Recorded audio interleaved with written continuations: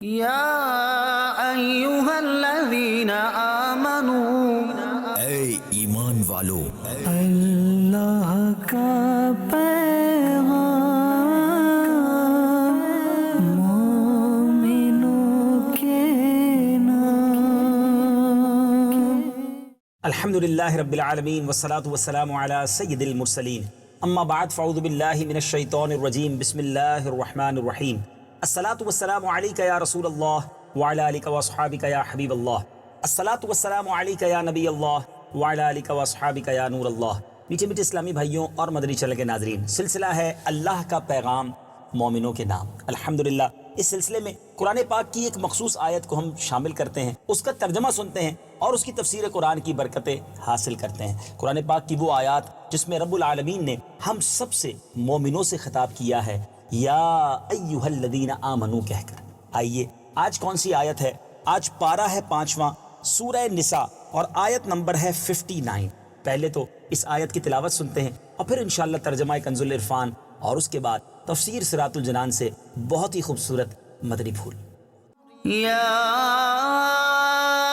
ایہا الذین آمنوا اطیعوا اللہ واطیعوا الرسول واولی الامر منکم فَإِن تَنَازَعْتُمْ فِي شَيْءٍ فَرُدُّوهُ إِلَى اللَّهِ وَالرَّسُولِ إِن كُنتُمْ تُؤْمِنُونَ بِاللَّهِ وَالْيَوْمِ الْآخِرِ ذَلِكَ خَيْرٌ وَأَحْسَنُ تَأْوِيلًا۔ ترجمہ کنز العرفان۔ اے ایمان والو، اللہ کی اطاعت کرو اور رسول کی اطاعت کرو اور ان کی جو تم میں سے حکومت والے ہیں۔ پھر اگر کسی بات میں تمہارا اختلاف ہو جائے تو اگر اللہ اور آخرت کے دن پر ایمان رکھتے ہو تو اس بات کو اللہ اور رسول کی بارگاہ میں پیش کرو، یہ بہتر ہے اور اس کا انجام سب سے اچھا ہے۔ سبحان اللہ۔ اب آئیے تفسیر صراط الجنان سے اس آیت کے تحت چند مدنی پھول سنتے ہیں۔ وَأَطِیعُوا الرَّسُولَ، اور رسول کی اطاعت کرو۔ یہاں اس آیت میں رسول اللہ صلی اللہ تعالی علیہ وسلم کی اطاعت کا حکم دیا گیا ہے، کیونکہ رسول اللہ صلی اللہ تعالی علیہ وسلم کی اطاعت اللہ عز و جل کی اطاعت ہے۔ حضرت ابو ہریرہ رضی اللہ تعالیٰ عنہ سے روایت ہے اور یہ بخاری شریف کی حدیث ہے کہ حضور پرنور صلی اللہ تعالی علیہ وسلم نے ارشاد فرمایا، جس نے میری اطاعت کی اس نے اللہ کی اطاعت کی، اور جس نے میری نافرمانی کی اس نے اللہ عز و جل کی نافرمانی کی۔ اسی طرح رسول پاک صلی اللہ تعالی علیہ وسلم کی اطاعت کے بعد امیر کی اطاعت کا حکم دیا گیا ہے۔ صحیح بخاری کی سابقہ حدیث میں ہی ہے کہ نبی کریم علیہ الصلوۃ والسلام نے ارشاد فرمایا، جس نے امیر کی اطاعت کی اس نے میری اطاعت کی، اور جس نے امیر کی نافرمانی کی اس نے میری نافرمانی کی۔ نبی کریم علیہ الصلوۃ والسلام کی اطاعت یاد رکھیے فرض ہے۔ حضور سید المرسلین صلی اللہ تعالی وسلم کی اطاعت و فرما برداری فرض ہے۔ قرآن پاک کی متعدد آیات میں آپ علیہ الصلوۃ والسلام کی اطاعت کا حکم دیا گیا ہے۔ رب تعالیٰ نے آپ علیہ الصلوۃ والسلام کی اطاعت کو اپنی اطاعت قرار دیا اور اس پر ثواب عظیم کا وعدہ فرمایا، اور تاجدار رسالت صلی اللہ تعالی علیہ وسلم کی نافرمانی پر عذاب جہنم کا مژدہ سنایا۔ لہٰذا جس کام کا نبی پاک علیہ الصلوۃ والسلام نے حکم فرمایا اسے کرنا، اور جس سے منع فرمایا اس سے رک جانا ضروری ہے۔ اللہ تبارک و تعالیٰ قرآن مجید فرقان حمید میں ایک اور جگہ ارشاد فرماتا ہے، آئیے تلاوت اور اس کا ترجمہ سنتے ہیں۔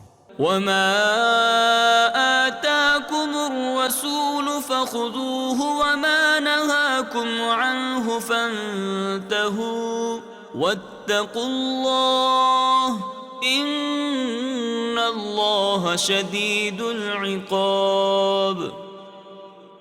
جی ناظرین، اب اس کا ترجمہ سنیے۔ اور جو کچھ تمہیں رسول عطا فرمائیں وہ لو، اور جس سے منع فرمائیں اس سے باز رہو، اور اللہ سے ڈرو، بے شک اللہ کا عذاب سخت ہے۔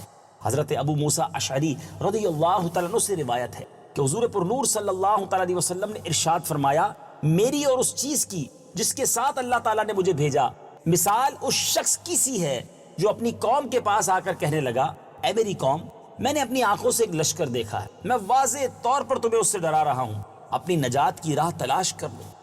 اب ایک گروہ اس کی بات مان کر مہلت سے فائدہ اٹھائے اور راتوں رات وہاں سے چلا گیا۔ وہ تو نجات پا گیا اور ایک گروہ نے اس کی بات نہ مانی اور وہیں رکا رہا تو صبح کے وقت لشکر نے ان پر حملہ کر کے انہیں ہلاک کر دیا۔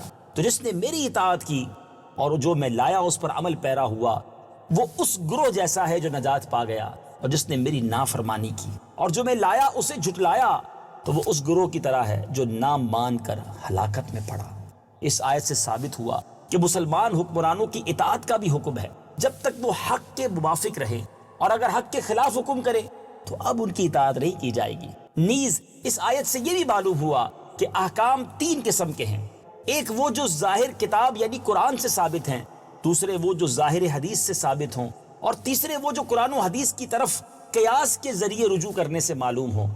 اس آیت میں اولی الامر کی اطاعت کا حکم ہے، اس میں امام، امیر، بادشاہ، حاکم، قاضی، علماء سب داخل ہے۔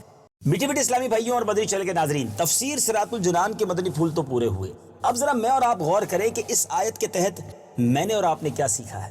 اطاعت رسول صلی اللہ تعالی علیہ وسلم کا حکم مجھے اور آپ کو قرآن پاک دے رہا ہے، اللہ کا پاک کلام دے رہا ہے۔